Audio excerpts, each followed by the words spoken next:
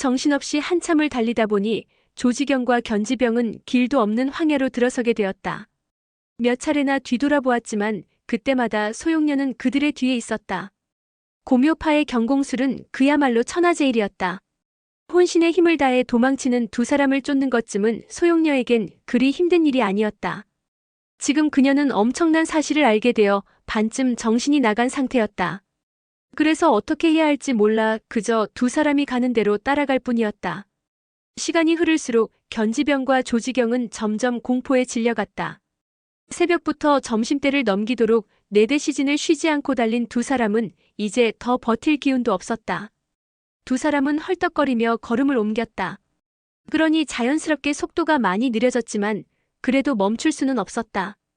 두 사람 모두 땀으로 흠뻑 젖은 데다 이제는 배도 고프고 목이 탔다.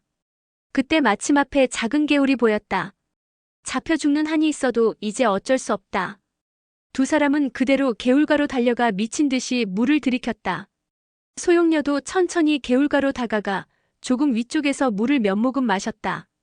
견지병과 조지경은 물을 마시면서도 계속해서 그녀의 모습을 훔쳐보았다. 그녀는 물가에 핀 꽃 한 송이를 꺾어 귀 옆에 꽂고 초점 없이 흐린 눈으로 물에 비친 자신의 모습을 바라보고 있었다. 세상 만사를 모두 잊은 듯한 그녀의 모습을 보고는 두 사람은 서로 눈짓을 하고 슬그머니 일어섰다. 그러고는 소용녀 뒤쪽으로 살금살금 돌아가 천천히 멀어져 갔다. 그러면서도 몇 차례 돌아보았으나 소용녀는 여전히 물가에 앉아 있었다. 그렇게 조심스럽게 조금 더 멀리 떨어지자 그제야 두 사람은 달리기 시작했다. 한참을 달린 뒤 안도의 숨을 쉬며 서로를 마주 보았다. 견지병은 내심 미안한 생각이 들어 다시 뒤를 돌아보았다가 또다시 소스라치게 놀랐다. 어느새 소용녀가 와 있었던 것이다. 파랗게 질린 견지병이 더듬거리며 말했다. 이제 됐소. 조사형, 나는 더 이상 도망가지 않겠소. 나는 용랑자에게 죽여달라고 청하겠소. 견지병은 결심한 듯 걸음을 멈추었다. 그 모습에 조지경은 화가 치밀었다.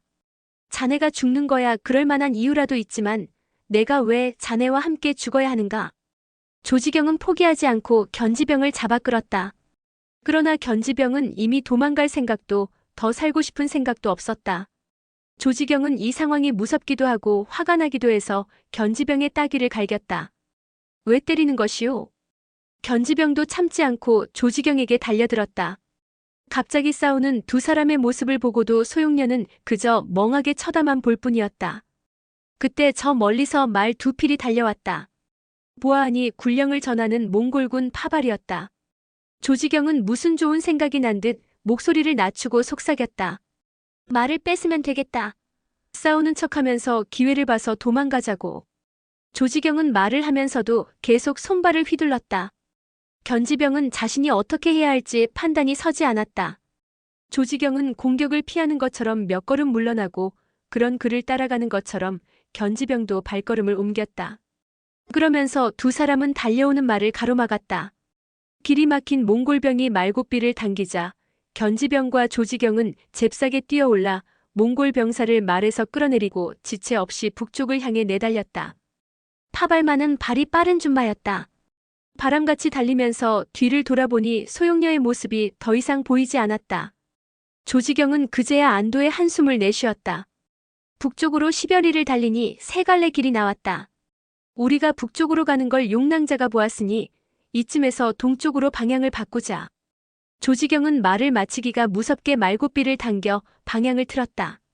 견지병은 묵묵히 그 뒤를 따랐다. 저녁 때쯤 되었을 때 두 사람은 작은 마을에 도착했다. 하루 종일 달린 터라 몹시 피곤했다. 그동안 먹은 것이라고는 물 몇 모금뿐이어서 배가 고파 현기증이 날 지경이었다. 두 사람은 우선 식사를 하기 위해 객점에 들어갔다.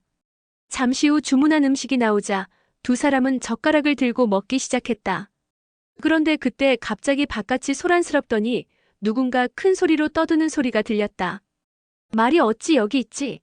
이 말 주인이 누구요? 말투에 몽골 억양이 섞여 있었다. 조지경이 일어나 입구로 가보니 한 몽골 군관이 병졸 8명을 이끌고 두 사람이 타고 온 말을 가리키며 고함을 치고 있었다. 조지경은 하루 종일 소용녀에게 쫓긴 터라 이미 화가 들끓고 있던 참이었다. 그는 자기가 타고 온 말로 시비가 붙자 마침 잘 만났다는 듯 고함을 치며 앞으로 나섰다. 그 말은 내 것이오. 왜 그러시오? 그러자 군관이 물었다. 이 말 어디서 주웠소? 그 말에 조지경이 짜증 섞인 투로 말했다. 내 말이라는데 어디서 주웠냐니? 원래부터 내 말이었소. 그런데 당신이 뭔데 트집이오? 양양 이북은 이미 몽골군의 수중에 떨어진 상태였다. 그래서 송나라 백성은 몽골군의 행포에 숨도 제대로 쉬지 못했다. 당연히 몽골 군사에게 이렇듯 당당하게 덤비는 사람은 아무도 없었다. 어이가 없었던 몽골 군관은 잠시 멍한 눈으로 조지경을 살폈다. 허리에 장검을 찬 채 화를 내고 있는 조지경의 모습을 보니 예사 사람 같지는 않았다. 이 말을 산 것이오? 아니면 훔친 것이오? 그 말에 조지경이 코웃음을 치며 말했다. 우리 도관에서 키운 말이오. 그러자 군관이 고개를 갸웃거리더니 말 뒷다리 부분의 털을 헤치자 몽골 글자로 찍은 낙인이 뚜렷하게 나타났다. 몽골군은 어느 군영, 어느 부대에 속한 말인지를 구분하기 위해 모든 말에 낙인을 찍어 놓는다. 낙인을 본 군관이 차가운 미소를 지으며 병졸들에게 명령했다. 저놈을 잡아라. 그러자 병졸들이 무기를 치켜들고 조지경을 둘러쌌다. 조지경도 검자루를 움켜쥐었다. 날 왜 잡으려는 것이오? 그 말에 군관이 말에 찍힌 낙인을 보여주며 말했다. 말도둑놈이 아주 간이 배 밖으로 나왔구나. 감히 몽골 군영의 군말을 훔쳐. 이걸 보고도 아니라고 발뺌할 것이냐? 그저 지나가던 몽골군의 말을 빼앗아 타고 온 조지경이 모든 군마에 소속 부대에 낙인이 찍혀 있을 줄 어찌 알았겠는가? 조지경은 더 이상 말을 해봤자 소용없다고 판단하고 먼저 선수를 쳤다. 순간 거리를 좁힌 조지경이 군관의 손목을 잡아 꺾고는 그의 등을 움켜쥐고 번쩍 들어 올렸다. 그러곤 그릇 진열대로 던져버렸다. 그러자 그릇을 올려놓은 장식대와 가지런히 놓여있던 그릇들이 요란한 소리를 내며 부서지고 깨졌다. 내동댕이 쳐진 군관은 깨진 그릇 조각에 찔리고 긁혀 온몸이 피투성이가 되었다. 그는 장식대 더미에 깔려 일어나지 못하고 버둥거렸다. 그 모습을 보고 조지경을 둘러쌌던 병졸들이 우르르 달려가 그를 일으켰다. 으하하하. 꼴 좋다. 조지경은 기분 좋게 웃어젖히고는 다시 의자에 앉아 먹던 음식을 마저 먹었다. 객점에서 난리가 나자 다른 점포들은 하나둘 문을 닫아 걸었고 객점에 있던 손님들도 어느새 썰물 빠지듯 빠져나갔다. 모두가 난폭하기 이를 데 없는 몽골군이 한인에게 맞았으니 마을에 난리가 날 것이라 생각했다. 그때 하얗게 질린 객점 주인이 다가오더니 그 앞에 무릎을 꿇고 절을 했다. 조지경은 그가 사건에 휘말려들까봐 걱정하는 걸 알고 웃으며 말했다. 알았소. 우리도 다 먹었으니 금방 갈 것이오. 그 말에 주인은 더욱 울상이 되어 말을 더듬거렸다. 그게 아니라 이제 우리는. 주인이 더 이상 말을 잇지 못하자 견지병이 조지경에게 한마디 했다. 우리가 가고 나면 몽골군이 와서 여기에 남은 사람들을 괴롭힐까봐 이러는 겁니다. 그때 쓰러졌던 군관이 간신히 일어나 말등에 올라탔다. 그러자 몽골 병사들도 군관을 보필하며 서둘러 객점을 빠져나갔다. 그 모습을 보며 조지경은 피식 웃었다. 견사제, 오늘은 일진이 아주 더럽구먼. 이따가 저놈들을 보기 좋게 혼내주세. 견지병은 무슨 생각이 들었는지 주인에게 말했다. 음식과 술을 가져오시오. 우리가 한 일은 우리가 책임질 것이니 겁낼 것 없소. 그러자 주인은 굽실거리며 시키는 대로 음식을 내왔다. 다시 술과 음식이 탁자 위에 가득 놓였다. 차려진 음식이나 우선 먹읍시다. 무슨 생각에서인지 견지병은 음식을 배불리 먹고 나서 갑자기 일어나 옆에서 시중 들던 점소이를 바닥에 쓰러뜨렸다. 그러자 주인이 깜짝 놀라 얼른 다가왔다. 이 녀석이 무슨 잘못을 했다고 이러십니까? 주인의 말이 끝나기도 전에 견지병은 주인을 가볍게 걷어차 쓰러뜨렸다. 조지경조차 영문을 몰라 왜 그러냐고 견지병에게 물었다. 그러나 견지병은 대답 대신 옆에 있는 탁자로 가서 그릇이며 접시를 바닥으로 쏟아버렸다. 그러고는 다른 점소이 2명도 쓰러뜨리고 모두 혀를 찍어 놓았다. 이따가 몽골군이 와서 여러분이 이렇게 되어 있는 걸 보면 여러분에게 분풀이하지는 않을 겁니다. 스스로 피라도 조금 나게 하는 게 좋을 것 같기도 하군요. 사람들은 그제야 견지병의 뜻을 알고 입을 모아 좋은 생각이라고 한마디씩 했다. 그러고는 서로 때리고 핥히며 옷을 찢었다. 어느새 모두 눈에 퍼렇게 멍이 들고 얼굴 여기저기가 부어올랐다. 얼마 지나지 않아 말발굽 소리가 울리더니 그 소리가 점점 가까워졌다. 객점에 있던 사람들은 모두 목청을 높여 아파 죽겠다고 소리를 질러댔다. 그때 말발굽 소리가 객점 앞에서 멈추더니 4명의 몽골 군관이 들어오고 그 뒤를 키가 크고 마른 중이 따라 들어왔다. 또 그 뒤에는 피부가 검고 키가 작은 사람이 2다리를 대신해 지팡이를 짚고 들어왔다. 몽골 군관은 객점 안이 엉망인 걸 보고는 양미간을 찌푸리며 고함쳤다. 어서 술과 음식을 가져와라. 우린 지체할 시간이 없으니 빨리빨리 움직여라. 뜻밖의 말에 주인은 놀라 그저 멍하니 바라보았다. 이들은 아까운 사람들과 한패가 아닌 듯했다. 주인이 어찌할 바를 모르고 머뭇거리는 사이 군관이 말채찍을 휘둘렀다. 빨리 음식을 내오라니까. 그러자 주인은 아픔을 참으며 억지로 몸을 일으켜 군관들이 앉을 자리를 마련해 주었다. 그들은 바로 금융국사 일행이었다. 키가 크고 마른 중은 금융국사였고 검고 키가 작은 사람은 니마성이었다. 2사람은 얼마 전 빙배근침을 맞고 동굴 밖에서 싸우다 함께 낭떠러지로 굴러떨어졌다. 다행히 낭떠러지 옆에 큰 나무가 있어 금융국사가 아슬아슬하게 나뭇가지를 붙잡을 수 있었고 그 덕분에 금융국사를 꼭 붙잡고 있던 니마성도 살 수 있었다. 다행히 왼쪽에 조금 완만한 언덕이 눈에 들어와 금융국사는 그쪽으로 몸을 던졌다. 2사람은 낭떠러지 아래 풀밭으로 떨어져 10여 장을 굴렀다. 깊은 계곡까지 떨어져서야 겨우 멈출 수 있었다. 2사람의 사지와 얼굴은 언덕을 구르는 동안 모래와 바위, 나무가시에 긁혀 온통 상처투성이가 되었다. 니마성은 정신이 혼미한 상황에서도 금융국사를 꼭 붙잡고 있었다. 금융국사가 그런 니마성을 뿌리치며 소리쳤다. 언제까지 잡고 있을 생각이냐?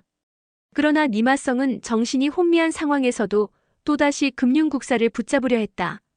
그 모습을 보며 금융국사가 차갑게 웃으며 빈정거렸다. 2다리에 이미 독이 퍼졌는데 살 궁리는 안 하고 왜 자꾸 나를 붙잡고 늘어지느냐? 그 말에 니마성이 고개를 숙여보니 2다리는 이미 부푼 빵처럼 퉁퉁 부어올라 있었다. 어서 손을 쓰지 않으면 목숨을 잃을 것 같았다. 니마성은 즉시 허리춤에서 칼을 뽑아 이를 악물고 2종아리를 내리쳤다. 그러자 2다리가 한꺼번에 잘려나가며 순식간에 피가 뿜어져 나왔다. 그러고는 정신을 잃었다.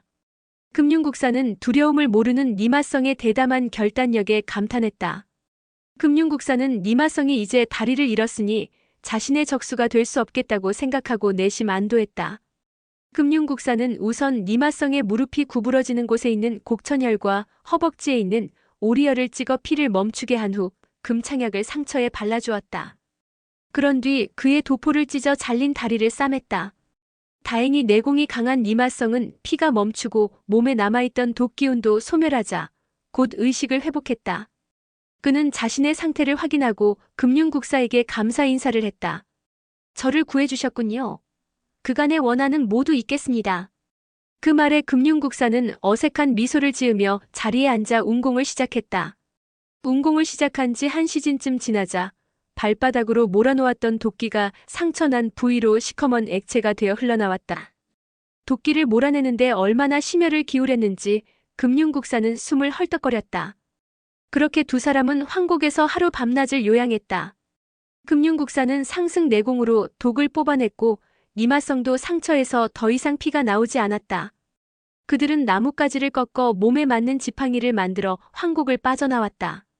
도중에 길에서 몽골 군관을 만나 함께 홀피렬이 있는 군영으로 돌아가다가 이 마을에서 견지병과 조지경을 만나게 된 것이다. 견지병과 조지경은 금융국사를 보고는 얼굴빛이 변했다. 2사람은 대승관 영웅대연에서 금융국사의 무공을 본 적이 있었다. 그런데 이런 곳에서 맞닥뜨리게 되니 낭패가 아닐 수 없었다. 2사람은 서로 눈짓을 하며 기회를 봐서 빠져나갈 준비를 했다. 그날 영웅대연에 참석한 무리민들이 워낙 많았기 때문에 다행히 금융국사는 2사람을 알아보지 못했다. 물론 객점안이 부서지고 사람이 다친 건 이상하긴 했지만 머릿속이 워낙 혼란스러웠기 때문에 대수롭지 않게 생각했다. 그는 그저 양양성에 왔다가 크게 당하고 돌아가니 홀피려를 만날 일이 걱정스러울 뿐이었다. 이 일을 어찌 수습해야 할지를 생각하느라 옆에 앉아 밥을 먹고 있는 도사들을 신경 쓸 정신이 없었다. 그때 객전 밖이 갑자기 소란스러워지더니 몽골군이 무리를 지어들어왔다. 의들은 견지병과 조지경을 보고는 고함을 치며 달려들었다. 견지병은 입구를 뚫고 나가는 건 금융국사 일행과 의도치 않은 충돌이 생길지도 모른다는 생각에 뒷문으로 나가자고 조지경에게 말했다. 그러면서 탁자 하나를 잡고 밀었다. 그러자 그릇과 접시 안에 있던 음식들이 엎어졌다. 두 사람은 그 혼란을 틈타 얼른 뒷문으로 달려갔다. 그런데 그때 갑자기 두 사람 모두 엄청난 압력에 눌려 한쪽 무릎을 꿇고 말았다. 고개를 들어보니 언제 움직였는지 금융국사가 두 팔을 뻗어 견지병과 조지경의 어깨를 누르며 미소 짓고 있었다. 두 분 자리에 앉아서 이야기를 좀 하는 게 어떨까요? 그저 미소 짓고 있었지만 금융국사의 손이 어깨 위에 있으니 견지병과 조지경은 꼼짝도 할 수 없었다. 마치 천근의 무게가 그들의 어깨를 누르고 있는 것만 같았다. 그때 몰려온 몽골군은 이미 객점 주위를 둘러쌌다. 그들은 금융국사가 몽골 호국대사로 홀필열이 대단히 아끼는 사람이라는 걸 잘 알고 있었다. 그들 중 수장이 앞으로 나와 예를 갖추었다. 국사나리 이 두 녀석은 군마를 훔치고 군관을 때렸습니다. 국사께서 이렇게 친히 도둑놈들을. 그는 말을 하다 말고 갑자기 견지병을 천천히 뜯어보더니 갑자기 활짝 웃으며 반가워했다. 이거 견지병 도사 아니십니까? 견지병은 고개를 끄덕이면서도 그가 누군지는 알아보지 못하는 표정이었다. 금융국사는 몽골군 장교의 태도를 보고 두 사람 어깨에 얹은 손에 힘을 조금 풀어주었다. 몽골군 장교가 웃으며 말을 이었다. 견도사, 저를 모르시겠습니까? 저 살다입니다. 19년 전 화라자모 사막에서 함께 양고기도 구워 먹었는데 기억 안 나십니까? 견지병은 그제야 그를 자세히 보았다. 아, 그렇군요. 맞아요. 수염을 길러서 제가 못 알아봤습니다. 하하하. 여기저기 떠돌아다니다 보니 머리도 수염도 어느새 반백이 되었습니다. 그런데 도사님은 세월이 흘렀는데도 별로 변하지 않으셨군요. 하긴 태무친 대칸께서도 돌을 수련하는 도사님들은 모두 신선이라 하셨지요. 금융국사는 이야기를 들으면서 두 사람의 어깨에서 손을 거두었다. 과거 태무치는 장수할 수 있는 비법을 물어보기 위해 구척이를 서역으로 초청한 적이 있었다. 당시 구척이는 18명의 제자를 데리고 갔었는데 견지병도 그중 한 명이었다. 그때 군졸이었던 살다는 태무친의 명으로 구척이 일행을 맞이하는 행렬에 있었기에 견지병과도 안면을 튼 사이였다. 그동안 살다는 전쟁터를 떠돌며 공을 많이 쌓아 어느덧 장교가 되어 있었다. 이런 인연으로 견지병과 조지경은 위험에서 풀려나게 되었다. 살다는 생각지도 못한 곳에서 견지병을 만나 반갑고 들뜬 마음에 객점 심부름꾼에게 술과 음식을 시켰다. 그는 견지병을 좋아했고 돌을 수련한 도사를 존경했기 때문에 그깟 군마를 훔친 일이나 군관을 때린 일 정도는 그냥 웃으며 흘려버렸다. 살다는 구척이와 다른 제자들의 안부를 묻고 옛일을 하나하나 이야기하며 반가워했다. 금융국사도 구척이의 이름을 들어보았다. 구척이는 전진교 최고수라고 강호에 알려져 있었다. 한참 이야기꽃을 피우고 있을 때 갑자기 문 쪽에서 사람 모습이 비치더니 흰옷을 입은 여자가 들어왔다. 그와 동시에 금융국사, 니마성, 견지병, 조지경은 모두 놀라 그대로 굳어버렸다. 들어온 사람은 바로 소용녀였다. 그들 중 소용녀에 대해 아무 감정도 없는 사람은 니마성뿐이었다. 그는 아는 얼굴을 만나니 반갑기까지 했다. 절정곡의 새색시 아니신가? 잘 지내셨소? 그 말에 소용녀는 가볍게 고개를 숙인 뒤 구석에 있는 작은 탁자 옆에 앉았다. 그러곤 다른 사람들에게 더 이상 눈길조차 주지 않은 채 점원에게 국수 한 그릇을 주문했다. 견지병과 조지경은 얼굴빛이 창백해졌고 금융국사 역시 양과가 곧 뒤쫓아오지 않을까 불안했다. 천하에 무서울 게 없었던 금융국사였지만 이제는 양과와 소용녀가 함께하는 옥녀소심권법이 두려웠다. 세 사람은 제각기 마음이 불안해서 더 이상 말이 없었다. 아무것도 모르는 살다만이 신나게 이야기를 이을 뿐이었다. 견도사, 우리 넷째 왕자님을 만나보셨나요? 그 말에 견지병이 고개를 저었다. 홀피렬 왕자님은 탈의 왕야의 넷째 아드님이십니다.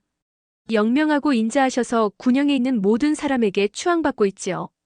제가 지금 군영의 일을 보고 드리러 가는 길인데 바쁜 일이 없으시다면 함께 가보시는 게 어떻겠습니까? 그러나 견지병은 그다지 내키지 않아서 고개를 저었다. 그러나 옆에서 듣고 있던 조지경은 뭔가 좋은 생각이 났다는 듯 금융국사에게 물었다. 대사께서도 넷째 왕자님을 아련하러 가십니까? 그렇소. 넷째 왕자님께서는 정말 보기 드문 인재시오. 두 분도 인사를 드리는 게 좋을 것이오. 예, 저희도 대사님과 살다 장군을 따라가겠습니다. 조지경은 손을 탁자 아래로 뻗어 견지병의 다리를 가볍게 두드리며 눈짓했다. 조지경은 금융국사의 힘을 빌려 일단 위기를 모면하고 기회를 봐서 소용녀의 추격에서 벗어날 생각이었다. 사람들은 서둘러 식사를 마치고 객점을 나서 말에 올랐다. 금융국사는 양과가 나타나지 않자 마음이 놓였다. 금융국사 역시 그 나름의 계산이 있었다. 전진교는 중원 무림에서 최대 종파를 자랑하니 몽골과 이들이 연결된다면 대단한 공을 세우게 되는 것이다. 내일 왕爺를 만나는 자리에서 낯이 좀 서겠구나. 그는 짐짓 견지병과 조지경을 환영하는 듯 이야기를 하며 나란히 말을 몰았다. 이미 해가 져서 날이 어둑어둑해지고 있었다. 일행이 한참 말을 달리는데 뒤에서 말발굽 소리가 들렸다. 고개를 돌려보니 조금 떨어진 곳에서 소용녀가 말을 타고 따라오고 있었다. 그 모습을 보자 금융국사는 흠칫 놀랐다. 혼자서는 내 상대가 되지 않는다는 걸 모르지 않을 텐데 왜 따라오는 거지? 혹시 양과 이놈이 어딘가에 숨어 있는 것인가? 그러나 처음 보는 견지병과 조지경 앞에서 체면을 세우고 싶어서 짐짓 모르는 체하고 말을 몰았다. 일행은 한밤중까지 내달려 어느 숲에 닿았다. 살다는 병사들에게 명하여 안장을 내리고 말을 쉬게 한 뒤 각자 밤이슬을 피할 수 있는 곳에서 휴식을 취하도록 했다. 소용녀도 일행과 10여 장 떨어진 곳에 말을 멈추고 나무 밑에서 휴식을 취했다. 그녀의 행동이 이상하게 느껴질수록 금융국사는 불안해졌다. 그렇다고 함부로 나설 수도 없었다. 2시즌쯤 쉬고 나서 일행은 다시 말에 올랐다. 숲을 빠져나오는데 또 뒤에서 말발굽 소리가 들렸다. 소용녀가 또다시 따라오기 시작한 것이다. 그녀는 동이 틀 때까지 그렇게 수장거리를 유지하면서 뒤를 따랐다. 그렇게 일행은 넓은 평야에 다다랐다. 금융국사가 사방을 둘러보니 확 트인 시야 어디에도 양과의 모습은 보이지 않았다. 그 어디에도 양과가 없음을 확인한 금융국사는 말머리를 돌려 소용녀를 바라봤다. 저 여자만 없앤다면 세상에 내가 두려워할 건 없다. 오늘의 영상은 여기까지입니다. 영상이 도움이 되셨다면 구독과 좋아요, 알람 설정 부탁드립니다. 시청해주셔서 감사합니다.